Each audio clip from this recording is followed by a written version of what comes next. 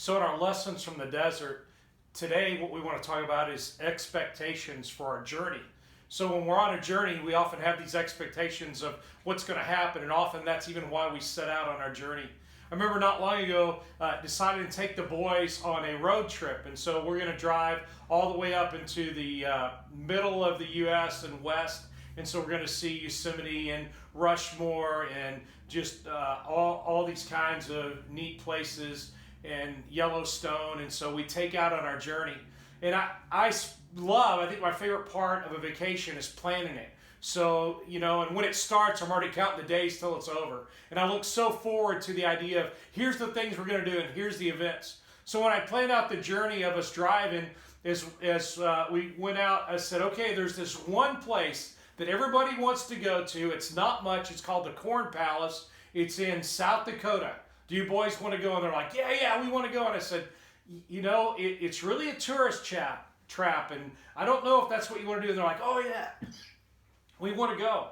And so we head on our journey. We get to the Corn Palace. We get out with a short time. And by the way, all it is an arena that's covered in like corn. Okay? And so they were so discouraged because it was over. But the expectations were much better than it was. And they'd missed some things because they looked and, hey, here it is coming up. Well, I think sometimes in our lives, we're kind of the same way. We look so forward to where we're going that we miss the journey to get there. We can't wait for whatever. And sometimes we have to have something to look forward to. But in the midst of that, we miss the journey to actually get there. You see, my favorite thing is not actually getting there. It's the journey to get there. And we're all on this journey. We all have expectations. The question is what are your expectations and what do you want to do? So as the children of Israel leave Egypt, they have expectations, but eventually some of those kind of run out because their needs now they feel like aren't being met. And so, where's the meat? Where's the bread? Where's whatever? And they miss the whole idea of what's supposed to happen is in this journey, we're supposed to become a nation and a people that trust God.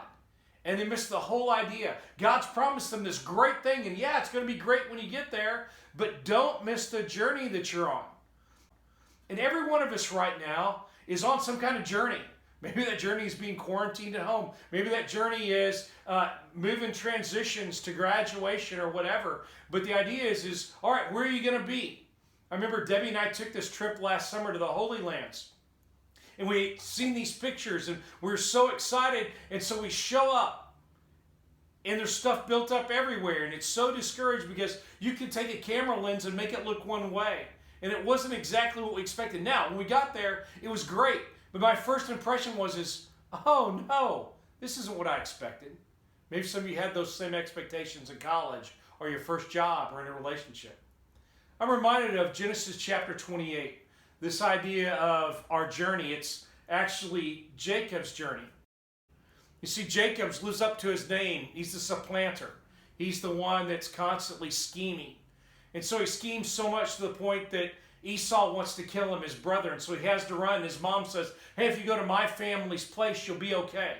And so he takes off and he runs. In the middle of the night, he's exhausted. And so in this wilderness, a pretty long journey, he lays down, but the only thing is he takes a stone and makes it his pillow. And as he lays there exhausted, you have to be exhausted for your pillow to be a stone. He has a dream. And the dream is angels going back and forth from heaven to earth, kind of like a step pyramid, or we often say a ladder, going back and forth and carrying out God's will. When he wakes up, he's amazed. Because even though he hadn't imagined it, God was constantly at work, whether he could see it or not. And that God is carrying out his will, whether we want to be part of it or not. But he invites us and wants us to be part of it. I think we often have that short term and we can't see. And in the midst of his journey, he almost missed seeing who God is. And Bethel, this place, becomes so important to the Jewish people. You see, God made himself known here. God was in this place. And we need to realize that God is constantly at work. And do we want to be part of it? Maybe you're so exhausted right now you can't see how God is at work. Maybe you're so distracted that you're wondering and you're missing. Maybe all your focus on is, when do I get out of the journey I'm in right now? And if we're only feeling that way, we're missing maybe what we're supposed to learn in the journey. Have you looked out the window of your soul lately? Have you taken a few minutes to look and say, hey, who's here with me? My wife was a cheerleader.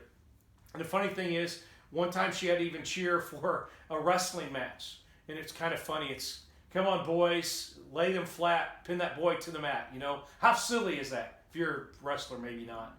But the idea is all of us need a cheerleader. And I think that God often provides people in our lives to be that. But have we looked to see lately who's on this journey with us? And what are we supposed to learn? You see, you're not alone. You need to enjoy or find joy in your journey now and learn from it. So as you read this text together with somebody on the phone or video conferencing or somebody in your house, maybe you'll take a few minutes and realize that there's expectations in this journey, but don't miss what you're supposed to learn as you're on this journey. Take a few minutes to answer the questions.